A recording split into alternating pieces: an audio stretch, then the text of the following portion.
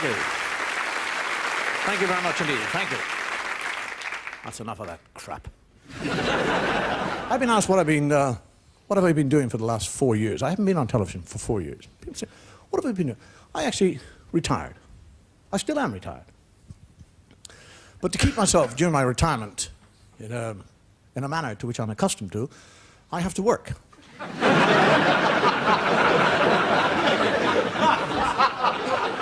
It's a kind of Irish retirement.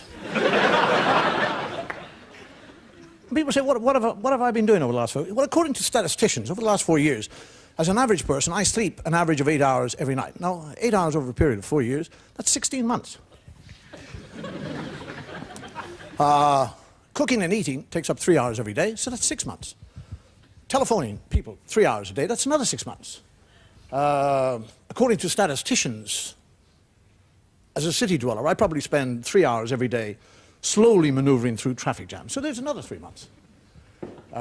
Time spent bathing over a 4-year period is 2 months. Shaving is another 2 months.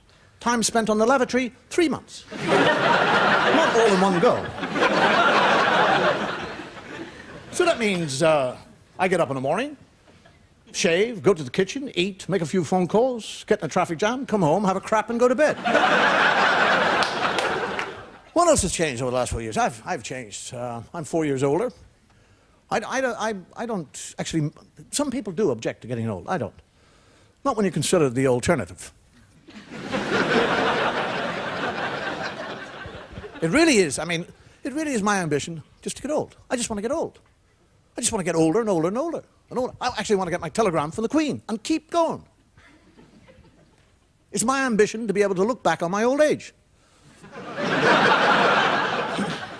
And in this aging process, as we age, we all have a kind of a totally different attitude to what we would call life expectancy, the years in life expectancy. I mean, when you're in your teens, aging has got nothing to do with you.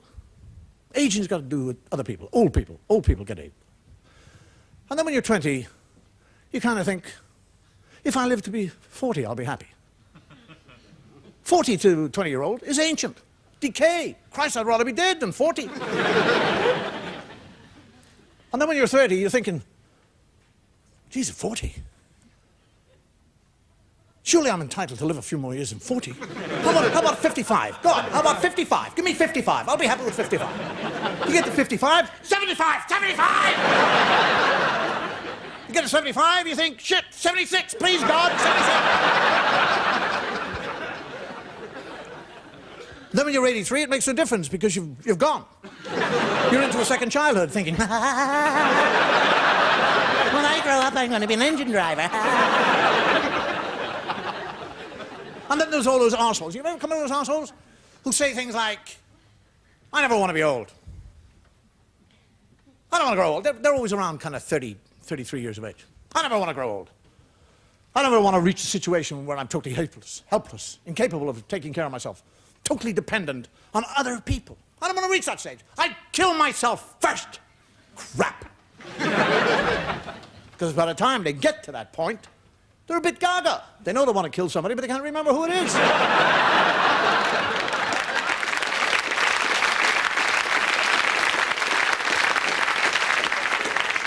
One of the things, increasingly, I'm a member of the older generation, is that we envy the young.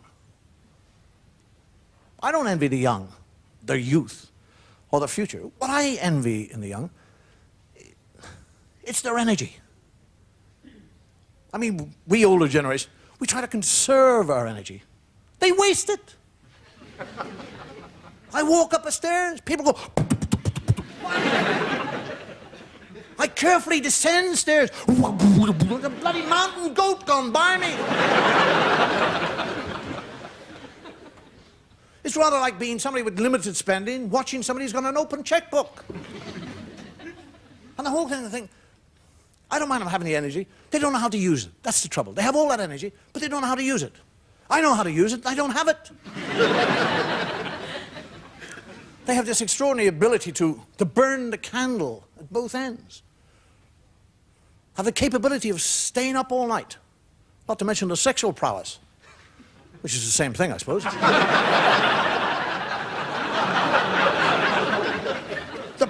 powers of recuperation.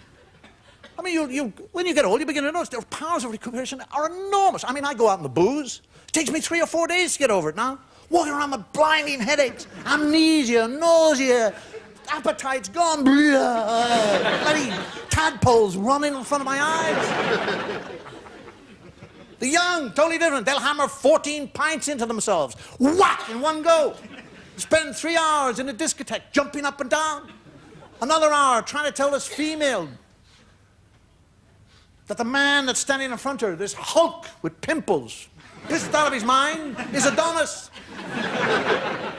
They'll get home, they'll spend an hour and a half with their head in the bowl, vomiting. 2 hours sleep, they're up, down into the kitchen. Where's the food?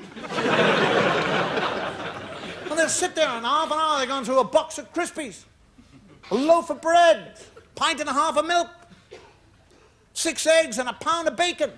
They sit there finishing up, scratching themselves, belching, farting, saying, when's lunch?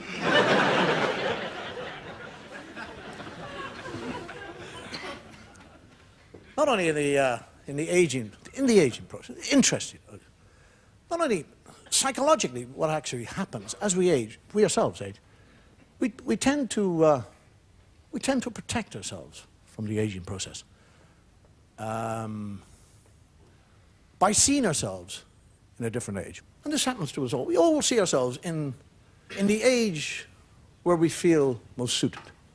I walk down the road, I think to myself, maybe 30. That's how I think, 30. I'm going down the road swinging, 30 years old.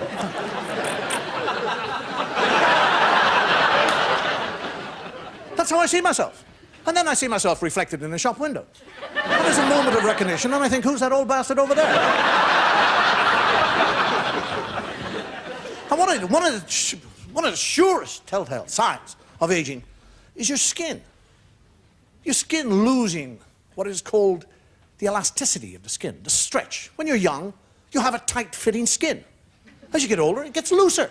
Do you remember as a child? Do you remember as a child pulling the skin on the back of your hand? You pull it like that. Pull it right, let it go, whack! Straight back. I do that now, look.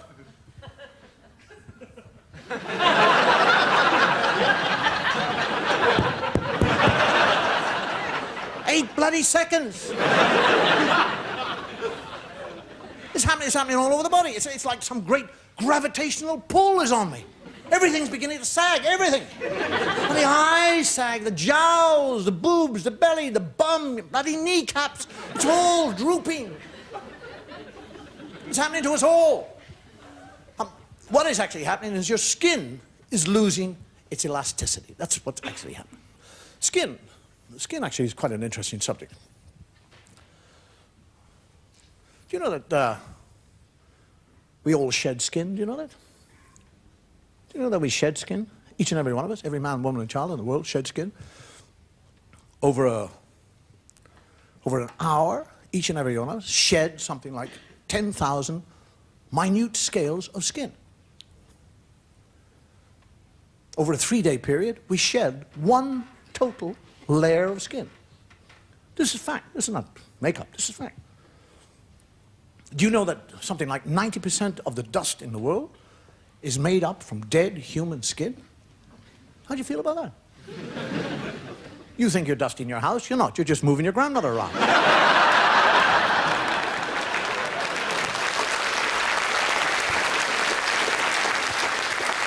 And also people think in the aging process that gray hair is a sign of aging. It can be a feature, it can be a part and parcel of the aging process, but it's not necessarily the cause of gray hair.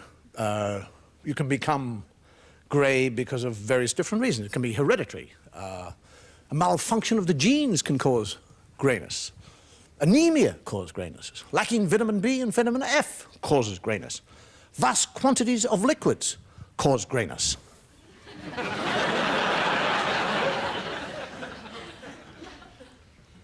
Shock causes grayness. Terror, fear, shock can actually, it's been recorded that a man went from being totally black-haired to totally white-haired in something like 7 minutes.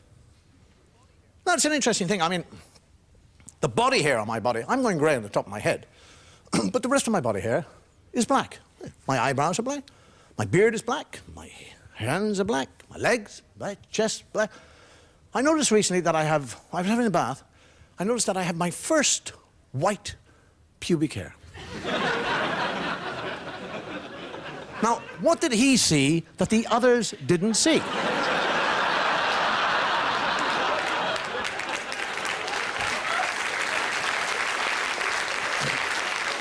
Can you imagine one of those little grey hairs or little hairs turning around to the grey hair and saying, what did you see? I saw. Ah, another one. 2 greys.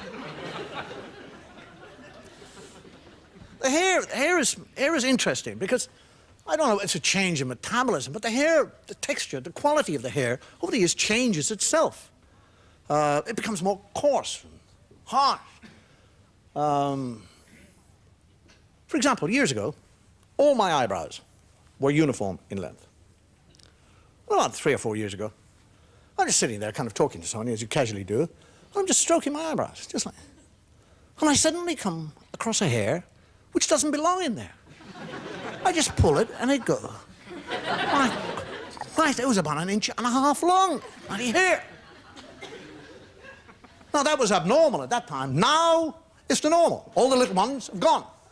My eyebrows are shooting off in all directions. 1/2 inch, 1/4 inch, 1 inch.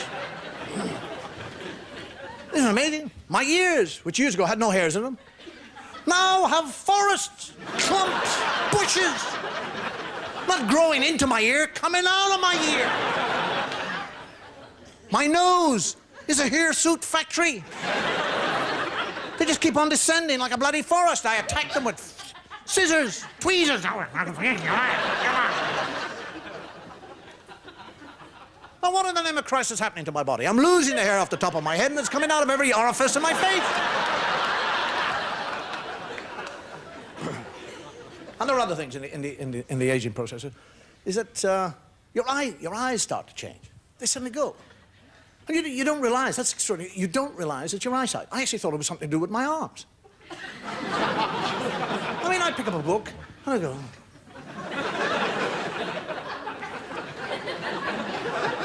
So I went to see an optician, and he explained, in that knowledgeable way that they all have, arseholes. Oh, it's just a natural change. It's your body evolving. It's nature's way of protecting you. What the hell is that about? Why do you need to see things that are further away when you're old? Surely you need to see the things that are bloody nearer to you, like the steps, curves, other pedestrian, lampposts. I can see the bus at 300 yards. I can't find a bus stop.